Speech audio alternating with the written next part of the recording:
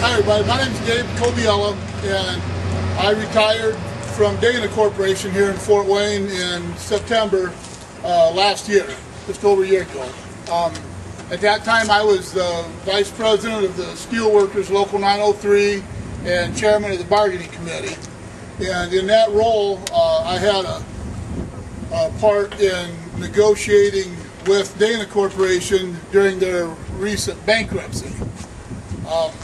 At Fort Wayne, I had about 500 active employees and about 1,500 retirees and dependents. And in November of 2006, I sat in the conference room up in Detroit with about a dozen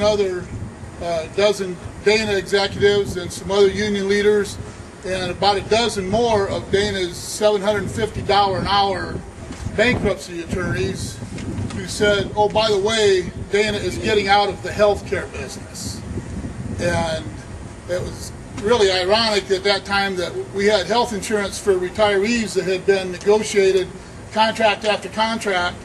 These were not people that were out looking for a handout. These are some of the most skilled, hardest working people that built one of the most profitable, well-respected automotive suppliers in the world. And this was something that they had legal contract for, but due to bankruptcy law, Dana was able to walk away from that and say, you have no health insurance. So I was kind of thrust into this, just like that.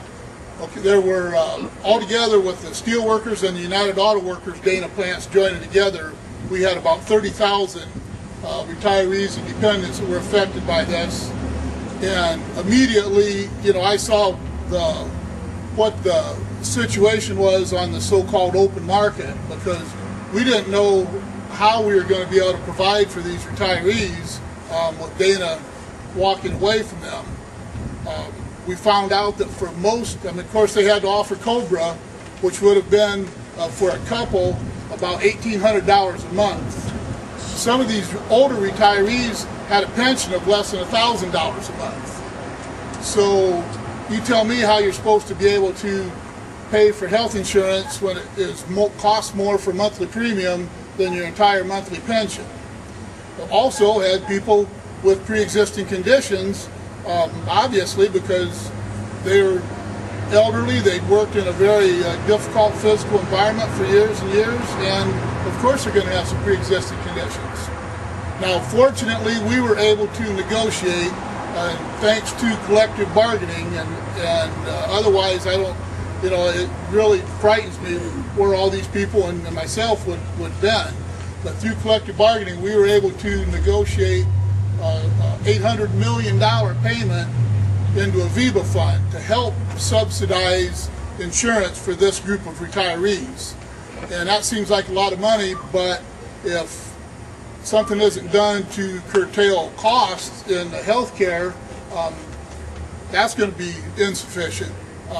So that's one part of it, is cutting costs, and the other part is just when I talk to these individuals, some widows, some widowers, some just elderly couples that were trying to take care of each other.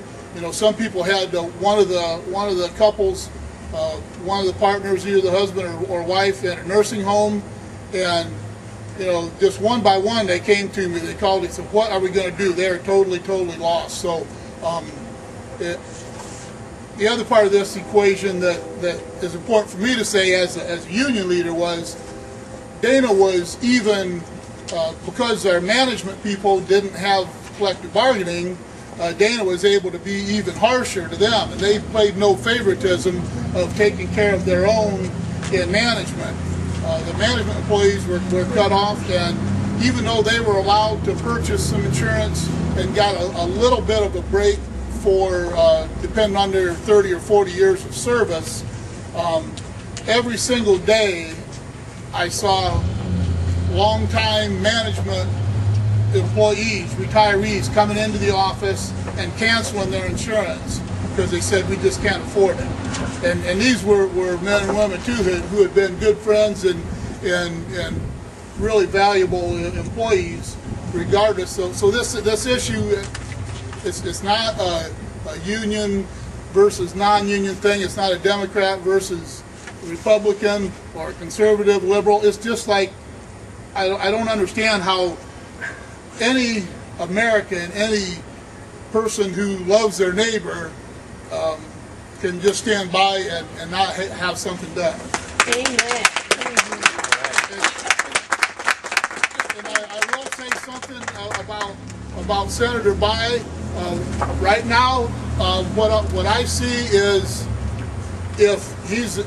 I believe he's a good man. I believe he's a very intelligent man. I think that he has our interest at heart, but he needs to know that we have his back, because there is tremendous pressure from that insurance and pharmaceutical industry that's pressing up against him, and the temptation is extreme.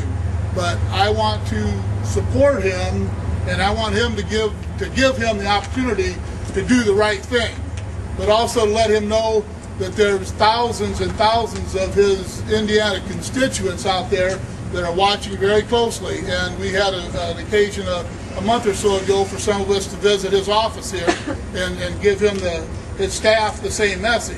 Yep. We understand the situation you're in, and we understand your so-called safeguards against being influenced, but we also are watching very carefully, and we will vote and we will be heard. So, That's right. Thank you very much.